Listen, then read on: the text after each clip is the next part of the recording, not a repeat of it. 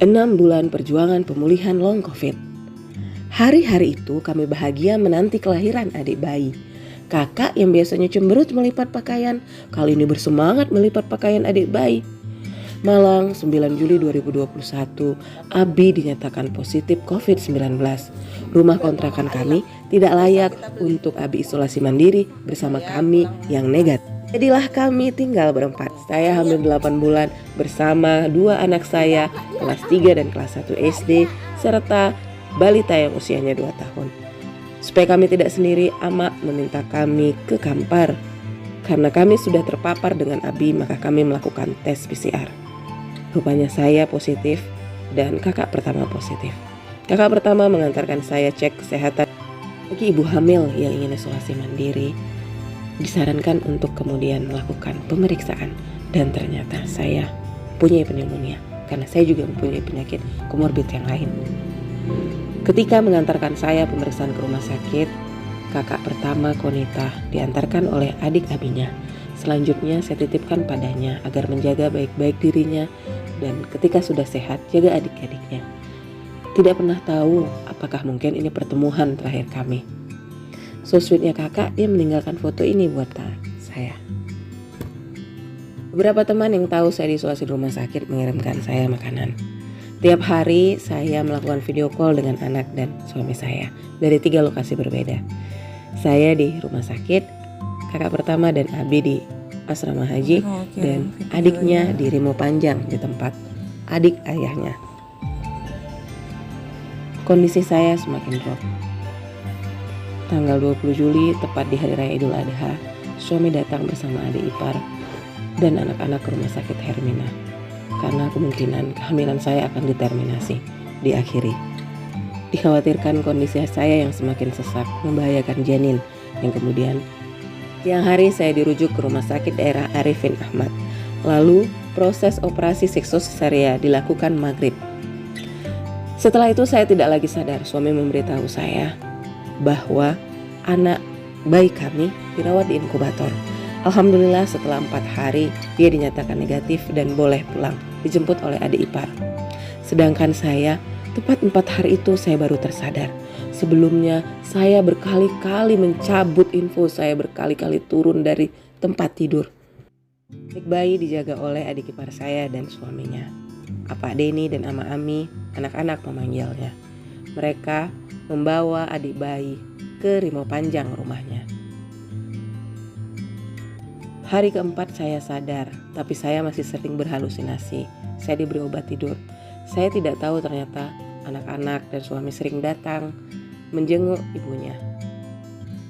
Mereka melihat saya dari layar TV, layar monitor CCTV di ruang tunggu setiap hari. Bertanya bagaimana kondisi uminya, apakah saya membutuhkan bantuan dan seterusnya. Ingatan saya campur aduk. Saya berpikir bahwa ruangan IGD ini bercampur dengan ruang perawatan. Saya merasakan bentuk yang aneh. Handphone yang saya buka hanya chat suami saya.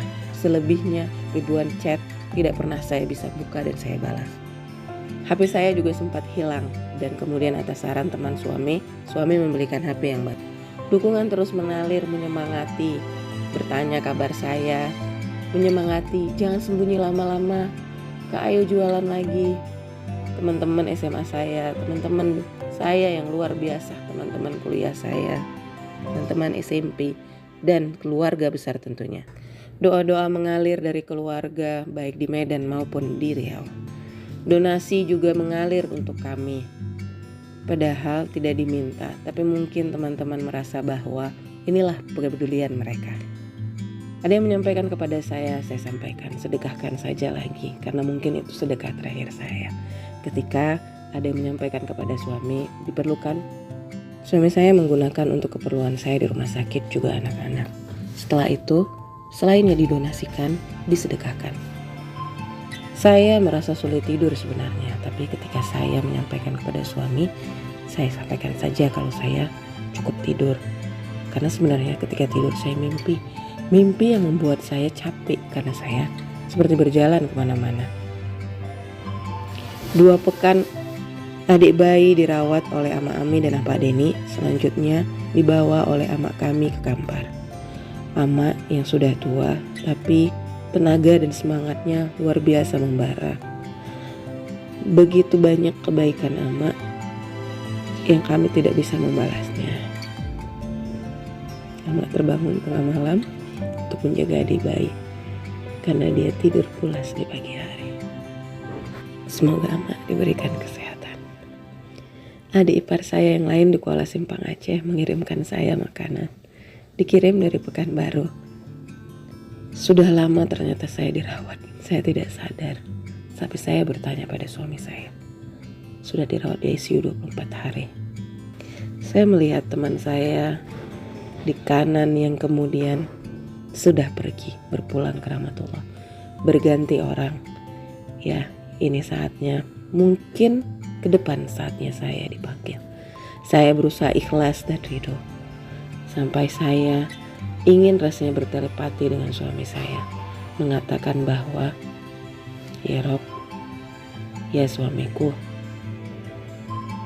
mungkin ini saatnya aku yakin, aku ikhlas, kau mampu mencari ibu untuk anak-anak kita. Mencari ibu yang baik pada anak-anak kita. Keikhlasan itu ternyata membuat progresivitas saya lebih sehat. Saya mulai membaik. Status saya yang sebelumnya baik dan tidak ada perubahan menuju ke perubahan yang lebih baik dan kesembuhan. Dicoba melepaskan alat bantu sungkup, alat bantu kantong nafas. Proses pelepasan alat bantu nafas saya dimulai. Alat bantu nafas oksigen bertekanan tinggi HFNC sudah dilepaskan dan saya berhasil. Saturasi stabil. Selanjutnya adalah melepaskan kantung nafas. Alhamdulillah berhasil. Setelah 3 hari juga dilepaskan sungkup diganti dengan nasal kanul. Alhamdulillah juga berhasil. Lalu 14 Agustus saya dinyatakan negatif dan saya pindah ke ruang perawatan biasa. Di ruang perawatan biasa saya ditemani oleh suami. 19 Agustus saya mencoba turun pertama kali dari bed, dilepaskan kateter, selanjutnya saya ke kamar mandi sendiri.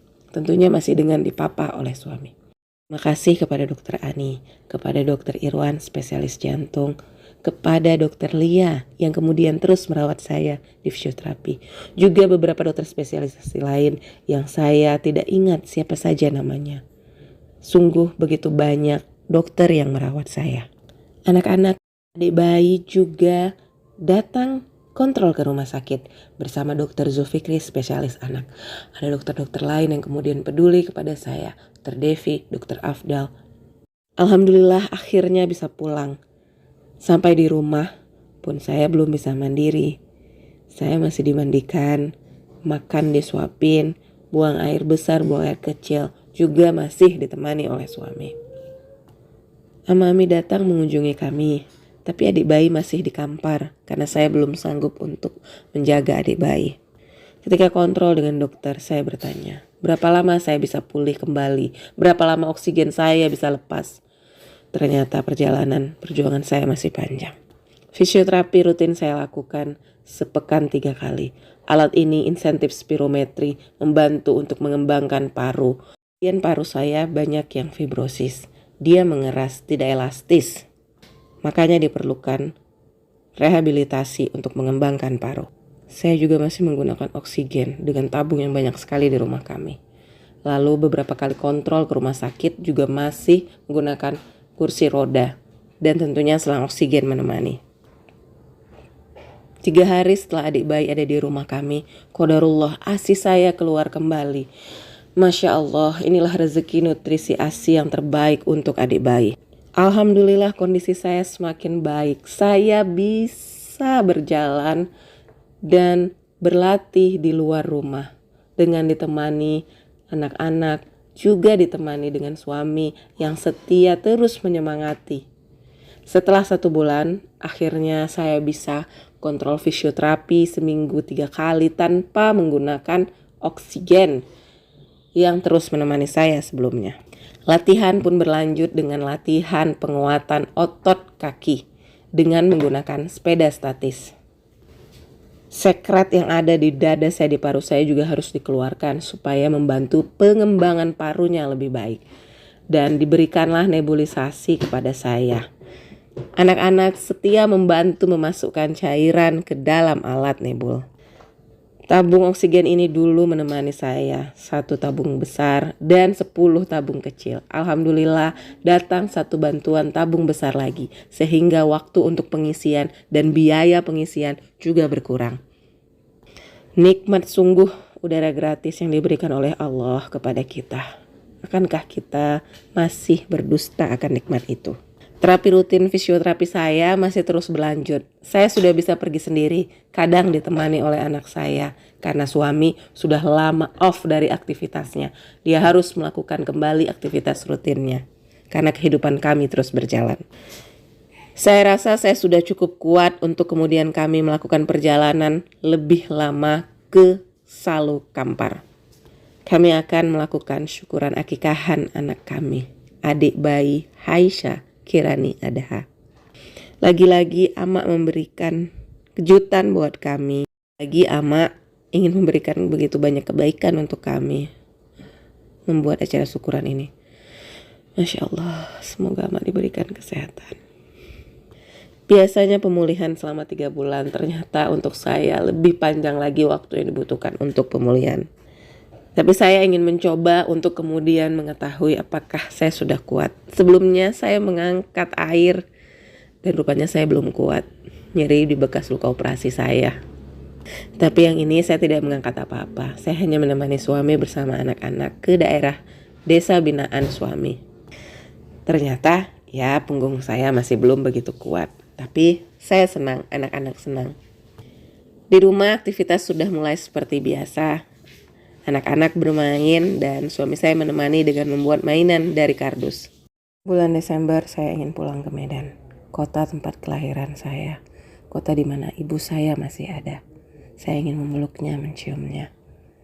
Ibu saya sakit, karena efek obatnya lebih banyak tidur daripada melakukan aktivitas yang lainnya. Saya ingin menaikkan kewajiban saya, menjaganya, juga hak saya untuk menjaganya.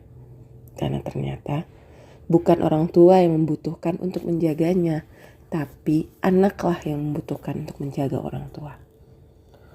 Di Medan juga saya bertemu dengan keluarga besar. Keluarga besar yang terus mensupport kami dari jauh. Juga mendoakan saya dan anak dan keluarga kami di Pekanbaru. Mendoakan saya setiap sholat mereka. Semoga pandemi segera berlalu, sehingga kita bisa berkumpul bersama keluarga kita lebih sering lagi. Di Medan, ketika kami menemani Mama terjatuh dan giginya patah. Saya berkesempatan membawa Mama untuk cabut gigi ke rumah om kami yang juga seorang dokter gigi spesialis bedah mulut. Kami juga membawa Mama berjalan-jalan ke area penginapan. Di sana ada kolam renang, juga ada kebun binatang. Alhamdulillah juga bisa bertemu dengan teman-teman di klinik tempat saya dulu pernah mengabdi selama 9 tahun. Sudah saatnya kami pulang ke Medan. Kami kembali ke Pekanbaru. Saya terus melakukan kontrol karena memang saya belum sembuh paripurna. Dokter yang bertugas di Poli Paru sangat baik hati menemani saya. Juga membantu mencari tahu penyebab utama kenapa sakit saya, komorbid saya bisa muncul. Karena saya ingin menunaikan satu janji saya ketika saya berada dirawat di intensive care unit isolasi saat itu, bahwa saya ingin agar tetap bermanfaat untuk kebaikan ke depan. Saya ingin sakit saya juga kemudian memberikan manfaat kepada orang banyak. Mungkin ya terus bangkit dan saya ingin pulih. Saya melakukan kegiatan aktivitas di rumah bersama dengan teman-teman saya di Bulan Sabit Merah Riau. Saya juga menemani anak-anak asik dengan bukunya, karena dengan buku anak-anak bisa mengetahui menjelajah dunia tanpa khawatir ketika mereka akrab dengan gadget. Saya juga berkesempatan bersama anak-anak mengikuti lomba cipta karya puisi, membuat puisi di sekolah bersama uminya dengan tema pendidikan dan keluarga. Masya Allah, ternyata puisi itu mendapat apresiasi menjadi pemenang lomba. Inilah CT scan paru saya di bulan Februari 2022. Masih menunjuknya kan adanya fibrosis, kekakuan pada kedua paru, yang artinya paru saya belum sempurna seperti sebelumnya. Tapi saya yakin saya akan bisa pulih, terus bergerak. Saya melakukan gerakan kebaikan, mengajak untuk kegiatan wakaf Quran dan wakaf buku lewat komunitas Syiar Nabawiyah, menemani anak-anak sekolah, melakukan edukasi kesehatan di sekolah lain. Saya merasa bahwa beginilah saya meraih kebahagiaan saya. Berbagi sesuai dengan profesi saya, berbagi seperti saya berbagi untuk anak saya sendiri. Ketika dalam kondisi tidak sadar di ICU dulu, saya sempat menyatakan kepada perawat, jika kalian ingin melakukan penelitian, lakukanlah pada saya. Mungkin ini kebaikan terakhir saya. Dan ternyata luar biasa. Pemulihan saya dijadikan case report. Tentu saya berharap bisa menjadi ibroh untuk banyak pejuang-pejuang COVID. Pejuang-pejuang post-COVID, pejuang-pejuang long COVID seperti saya. Itu bukan karena saya, itu karena rahmat Allah SWT. Ucapan terima kasih saya atas peluh keringat seluruh tenaga kesehatan yang merawat saya, keengapan mereka di balik hazmat mereka.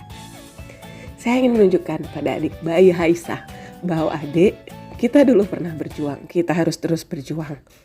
Semoga ini jalan untuk menggugurkan dosa-dosa Umi yang begitu banyak, jalan untuk terus menyebarkan manfaat, terus menjadi ibu madrasah pertama dan utama untuk anaknya.